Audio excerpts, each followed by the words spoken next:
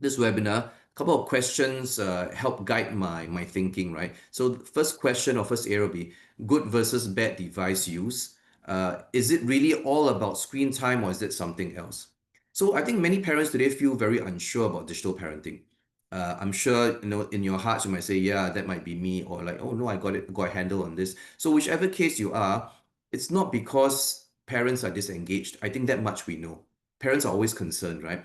But because they're navigating a very rapidly evolving landscape where children are often more tech savvy than adults. Yeah, I think you know what I'm talking about, right? They really pick up things very quickly. They're like digital natives. So while parents continue to take responsibility, the complexity of the online risk, the constant changes in technology, and the social comparisons between, for social media, very unhealthy, right? Especially for girls, can erode the parents' confidence. So I know I'm there, it's talking about me, right? I'm not very confident sometimes. But rules alone fall short, and that's what our experience at Center for Fathering teaches us, or Dads for Life, and especially when they're imposed without dialogue. So parents need a lot of effective strategies, and I face that at home, right? So if I just unilaterally impose something, I get a lot of pushback from my 9-year-old son as well.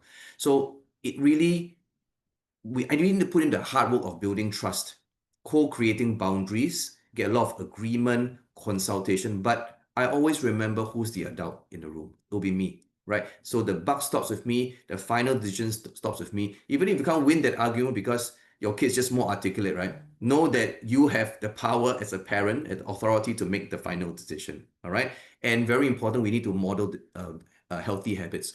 So that's why the most important foundation in digital parenting is the relationship between parent and child.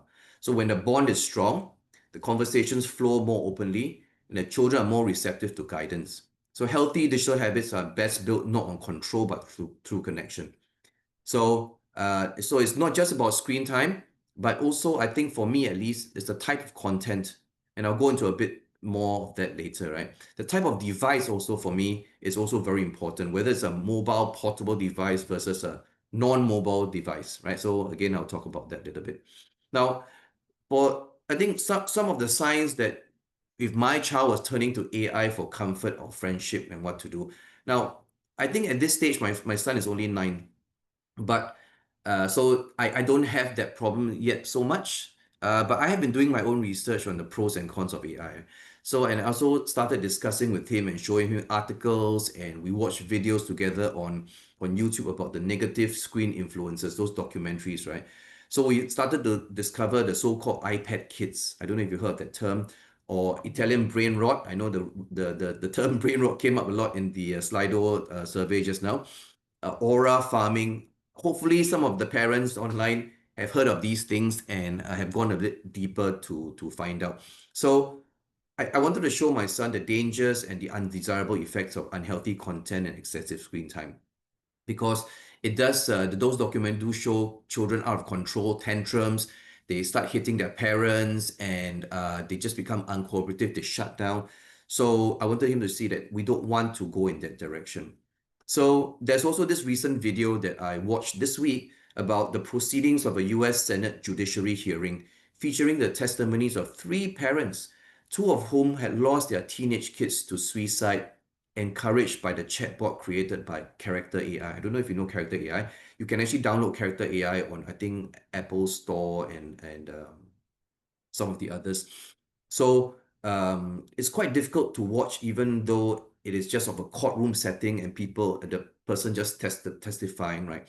Because the stories that they talk about, and there are no images, no video props, no fancy animation, right? But it really tugs at your heart how these parents have lost children because of how technology changes haven't, or how legislation hasn't kept in step with technology changes, and because of all the other issues because this is such a blue ocean right now. It's opportunity, but there's also a lot of uncertainty in how to manage all this.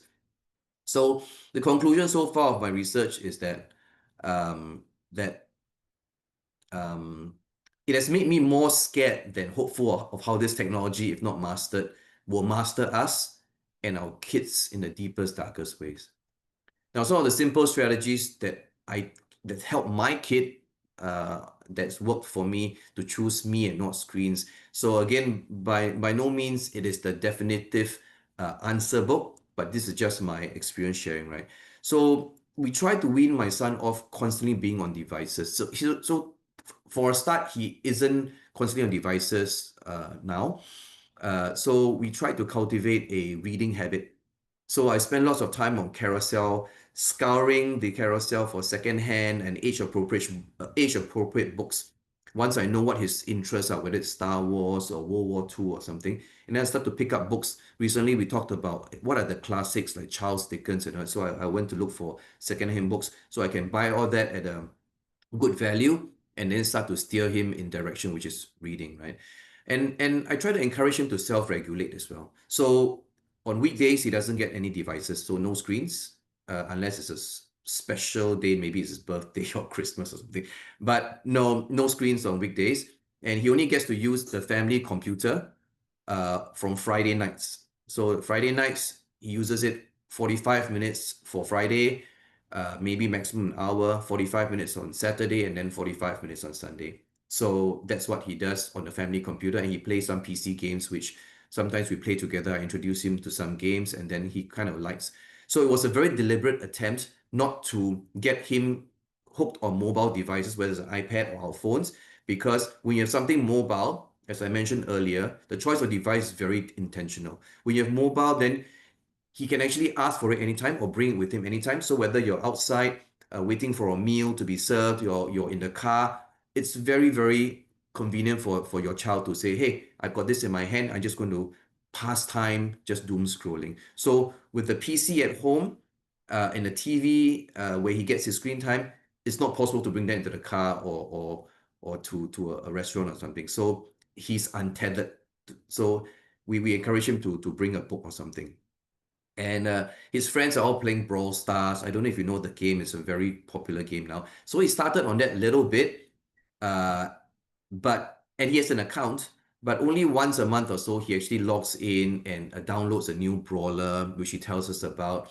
And then when he logs in, he also gets to collect some bonuses and not to lose his status. But that's just really 5 minutes a week or something or less, just so that he can just tell his friends, still got a bit of cred lah, that he's still on it a bit, and then he can just continue the conversation because there's a lot of peer pressure in school as well. So that's kind of the way he's in it but not in it in a sense, yeah.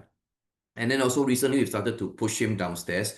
Literally say, go downstairs, go and cycle, go and skate, scoot, and make friends downstairs in the neighbors. So he's naturally quite shy, so it's a big step for him. But you can see him opening up, and when he made his first few new friends 2 weeks ago, he was really, really excited. And now I have the opposite problem, getting him to come home. So that's quite funny. So it's like I say, come at 7 for dinner, he'll turn up at 7:30, or I see the neighbor kid pop his head into my door and say, Timmons, daddy, can Timmons stay up for another hour? So but it's a good problem to have, right? Rather than screens.